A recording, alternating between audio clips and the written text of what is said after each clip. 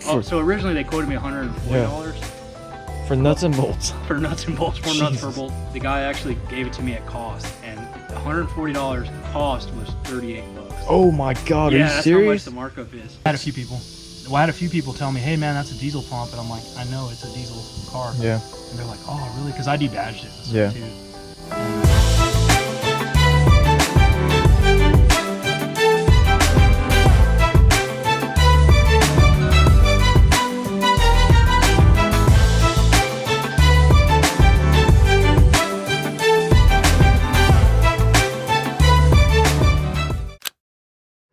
Do you guys remember Stan's Duramax massive one with 18-inch lift and 40s?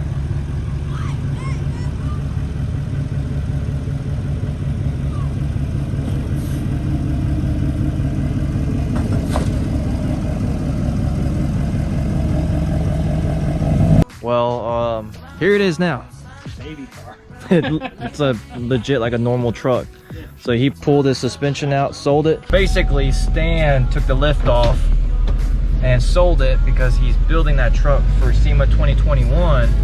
Well, a couple of change of plans. So he may not be going to Sema 2021, but instead might be trading it in and getting something newer. Yeah, he may be trading it in and getting like a 2021, or selling it and getting a 2021, because realistically Sema's in 2 months, and it's just not gonna happen. Oh, my bad. And your lights are here. Yeah, bracket should be here this week. So we got some Jeep content coming too. Yeah, that's right. I've been switching. Should see some fluid coming out now.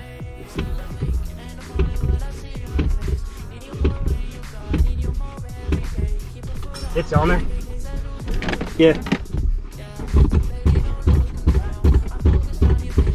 Yeah, you can.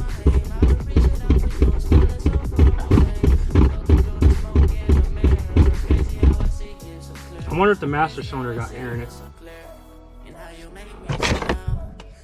Brake jobs don't go right. Sucks. I almost feel like it got a little bit of pressure that time. I think it's just my mind playing tricks on me. Whoa.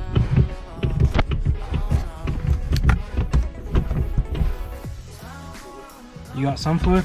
Let me try that side. My worry is that the master cylinder might have air in it. Yeah. I mean, if it drained 100%, could have drained out the master cylinder too. You know, if you ever drop all the brake fluid out, you might. You know,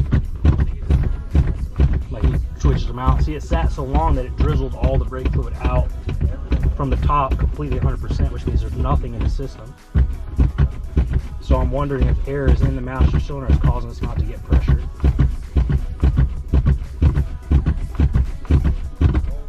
Three hours later, still trying to bleed the brakes because he had to get all new brake lines because his old custom suspension required longer brake lines. Is that what it was? I had extendeds on there, and so the guy that bought the kit, I wanted to make sure he had everything he needed. So I gave him my extended brake lines, and so going back to stock, I had to put on stock length brake lines, which meant all of the, basically the entire system bled down. We had, you know, buckets and like bottles underneath it, catching all the fluid. So what I think is going on is the ABS module is completely drained too. And so in order to actually bleed the ABS, we're gonna have to put the Autel to it, and the computer will force the ABS to bleed itself, and then once we do that, then we can bleed the rest of the brake system out. The other thing I think I'm worried about now is just maybe having some air in the master cylinder too. But if that's the case, then we're just, rather than taking it out and bench bleeding it, just unhook the two side lines and basically just take 2 pieces of tubing and stick them where you normally hook your front and rear connection, pull them out, and then turn those back into the actual reservoir, and you kind of pump the brakes and cycle the air from the piston side, which that's not too bad either, but since it's late today, yeah.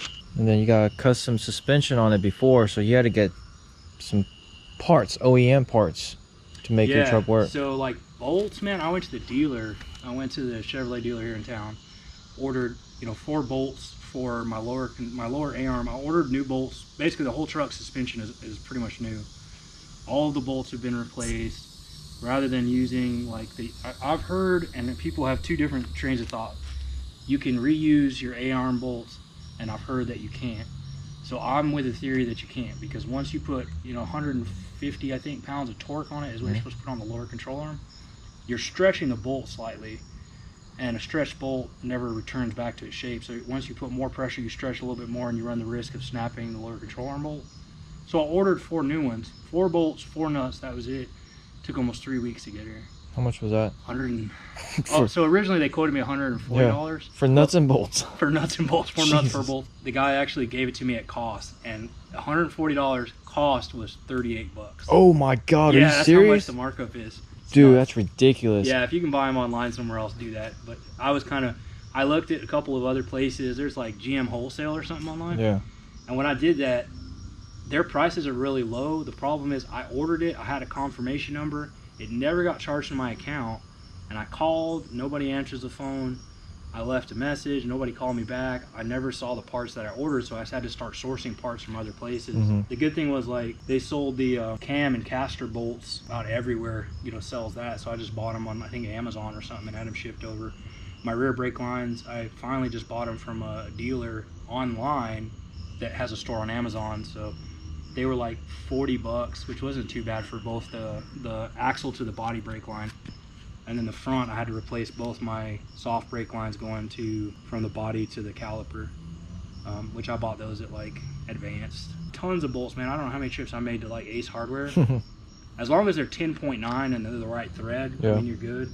The only ones, like I said, were the lower control arm bolts are a little bit different. They're like an M16 by like 160 is one, and the other one's like an M16 by 130. They're all 10.9 hardware, so it's all stuff that should be on the truck anyway. But it was kind of fun going back and forth trying to figure out what bolts are what. Some parts I actually had to take off the truck, take them to Ace Hardware, match them, make sure I got the right thread and pitch. Because when they hit that massive like drop kit, man, basically takes the front differential and drops it way down on hangers. And so when they bolted those up, they just used like a standard bolt. Well, to bolt them to the actual body itself, on the frame, those are metric bolts. And so I grabbed the original bolts and went to try to put them in, and it wouldn't work. Couldn't figure out what it was. So I ended up taking that bracket is actually on 2 bushings. Your front differential has a bushing bar on 2 bushings on this side, bar on 2 bushings on this side. And I took it with me, pulled them both off, took them to the store, mashed them up. Got 10.9 hardware and just threw it all in. So now it's sitting pretty much stock, other than I think just the 3-inch leveling keys and the block in the back. The 3-inch body lift. And so I went from show truck to ranch truck. Ranch truck, like a work truck, farm truck. I will say, my truck is finally taller than Stan's. Until he finds his next lift kit, which he's gonna do 30-inch lift. Yeah. So it's gonna tower over mine. But just for now, I'm gonna enjoy the fact that my truck is taller than Stan's. But his truck should be hauling ass because he's got built trans. I mean, it's fully tuned and deleted. Yeah. I'm gonna show everybody the axle dump, how close it is to the ground. Ground clearance. So he's got like what, a 12-inch tip or something? That's a 5 to 10. 5 to 10. Look how close that is to the ground. I don't know if they can see it. It's so losing daylight. Yeah. There you go. I got just enough room to I could barely stick my leg under here. I'm like, yeah. Look at that. That's tight. I want to hear how that sounds though. Dude, I know it's gonna be loud. Like that first startup you're gonna do, that's gonna be nasty. But hopefully we'll do it tomorrow.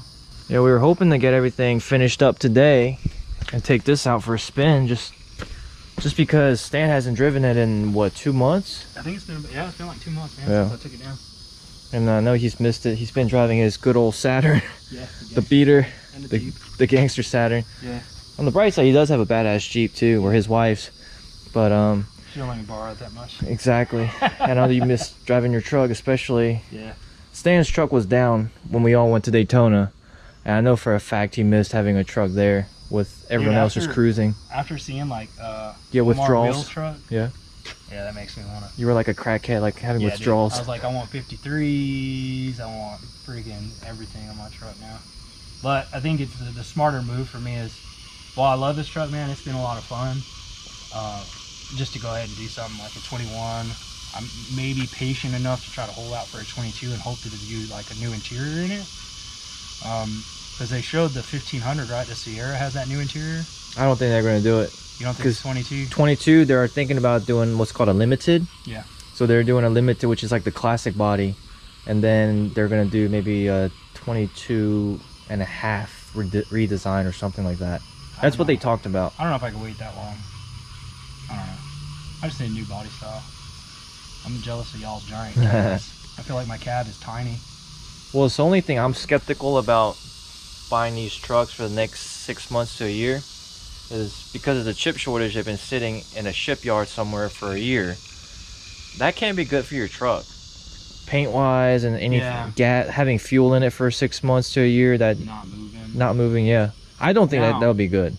When I bought my Audi, so my Audi was part of the diesel scandal that VW went through. And you could tell because when I bought it, I got brand new set of Pirelli tires, $2,000 Pirellis, because I took it out for a test drive and the tires are flat spotted because it has sat in a lot in Texas for a year in the heat. And when I took it, you could hear the tire do. And so I went back to the dealer. I said, okay, I'll buy this. Was it a brand new Audi? No, it was used. It was like, it had like 60 or 70,000 miles on it. But so nobody wanted to buy it. Yeah, nobody wanted to buy it. It was TDI because it was diesel scandal, clean emissions, and they weren't actually clean. I literally took it home and deleted it like as soon as I bought it. But you know, I heard the tires and I was like, nah. I said, you guys replace the tires. And they said, okay. They replaced the tires and they said, okay, we're gonna tag on $2,000 for the Pirelli tires. And I was like, no, I'm not paying for new tires. You can't sell that off the lot with flat spotted tires. That's a danger on the road. I got brand new tires. The dealer never wanted me to come back with my car. So that was fine. It was deleted after that anyway. Yeah, exactly. But that was a fun car. So that was okay. Other than that, dude, even for sitting for a year, it actually ran great. Cause I don't know, like brand new vehicles sitting there for a year with, I mean, diesels, you can't. The fuel goes bad after a while too. So I would probably tell them like, I'd take delivery. You need to go take it and put a brand new thing of fuel in there. I want the filters changed out on it, and then I'll take it, and then I would go ahead and delete it. Delete it. That's the first thing like on my mind is like, all right, so if I buy a new truck, how much is it gonna cost me to delete, retune, and then lift it up 30 inches or more? Yeah, because I mean, once you drive a deleted and tuned diesel, it's really hard to have one that's stock. Yeah.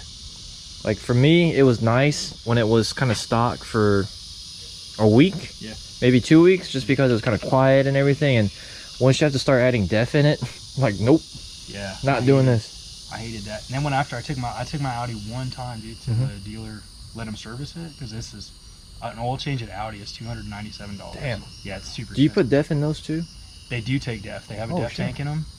And I told the guy, I said, listen, I just don't want this to show up on paperwork that the car is deleted. And the guy, the service manager, was really cool. He's like, don't worry about it, dude. We won't be anywhere on the records. I was like, okay, cool. Because I had all the stuff to turn it back to stock if I wanted to sell it and take the tune out. I got my car back and they filled it with def. And I was like, now I got to drain the def tank because it doesn't actually connect to my system anymore. My def is all shut off. Did it actually roll coal? Yeah. Oh, really? Yeah, when I floored it, it did. People thought, you know how many times I got stopped at a stoplight and they're like, hey, man, your car's smoking. I was like, no, it's supposed to be. Oh, it's supposed to, yeah. Yeah, it's supposed to be. So I straight piped it, took the suitcases off, deleted the DPF, took the AdBlue ejector out, and was down to one EGT sensor. I wonder how many people laughed at you at a diesel pump. Yeah. Like all the diesel trucks? I had a few people. Well, I had a few people tell me, hey, man, that's a diesel pump. And I'm like, I know, it's a diesel car. Yeah. And they're like, oh, really? Because I debadged it and stuff, too. And my buddy has that now. He loves it. 50 to 60 miles to the gallon. Jeez. At 70, 80 miles an hour. Super comfortable ride, man. Amazing. It's on bags. Yeah, I had it on bags. That was before I put it on bags. I put it on bags after that, and then I sold it because I bought this. Ask him if he wants to sell it. I might buy it. I want to get a TDI. Let me look up and see how much the TDI is. TDIs are fun, man. Oh, there's one in North Augusta. Is it really? Yeah, $4,400.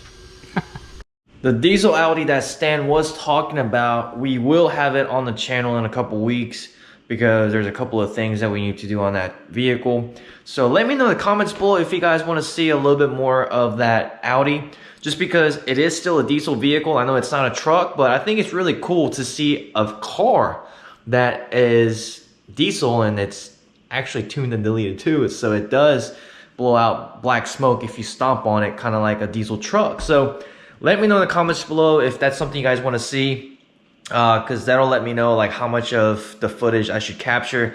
I think it's going to be really cool. I hope you guys want to see it because I do want to get a lot of that content as well. And also, it's kind of got me wanting a TDI. I've been wanting one for the longest time. So leave a comment below if you guys think I should get one just as like a daily driver car, just to go get groceries and whatnot, or just to make content out of. That is it for this video, you guys. Make sure to give this video a thumbs up and hit that subscribe button because we are trying to get 100,000 subscribers this year. So every subscriber counts. So hit that subscribe button. Make sure to share this video with somebody else that would enjoy this kind of stuff. Thank you guys so much, and I'll see you guys next time. Peace. Like, comment, and subscribe.